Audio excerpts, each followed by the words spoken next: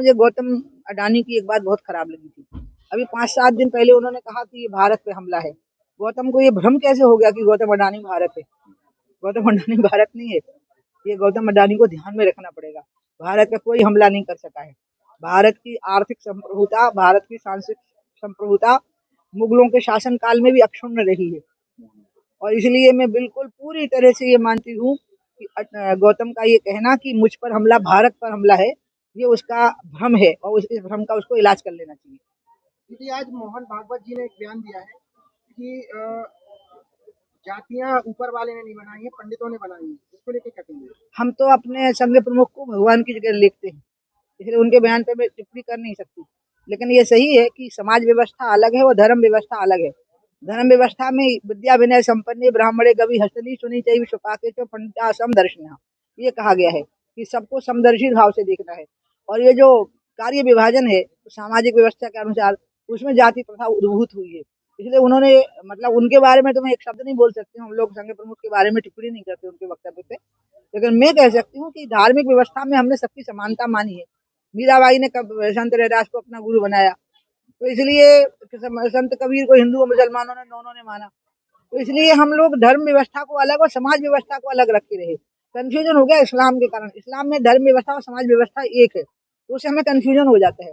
धर्म व्यवस्था अलग है और समाज व्यवस्था अलग है। समाज व्यवस्था में जाति भेद, जाति प्रथा है, धर्म व्यवस्था में नहीं। स्वामी प्रसाद मौर्य ने रामचरितमानस को लेकर बयान किए, उस पर आपका क्या?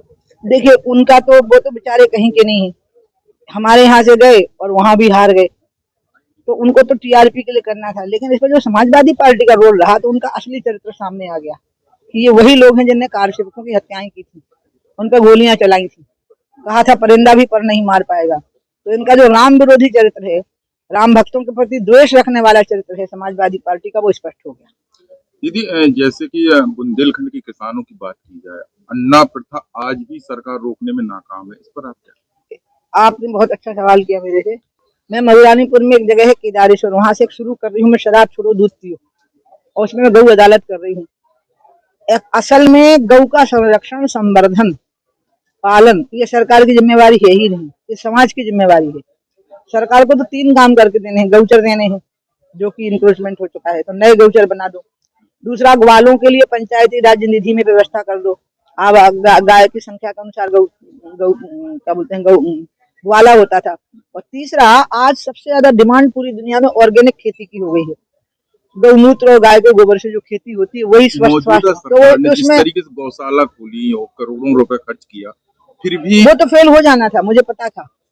क्योंकि गौशाला से गाय नहीं बच सकती। गाय बचेगी जब किसान गाय को रखेगा, सेवा करेगा, देखभाल करेगा। और किसान तब गाय को रखेगा जब उसको लगेगा कि गाय मेरे ऊपर बोझ नहीं है, जब दिन भर गाय को बाहर ले जाने की व्यवस्था होगी, जब गौचर होंगे वहां पे, जब पानी होगा गौचरों में, और जब गाय का गोबर और गौमूत्र से खेती में ऑर्गेनिक खेती शुरू होगी फिर से। जैसे 10 एकड़ जमीन वाला किसान अगर 2 एकड़ में भी ऑर्गेनिक खेती कर लिया, तो उसका पूरा परिवार स्वस्थ रहेगा, डॉक्टर के यहाँ कम जाना पड़ेगा। जब गाय की उपयोगिता उसकी समझ में आ जाएगी, तो वापस गाय को रख लेगा।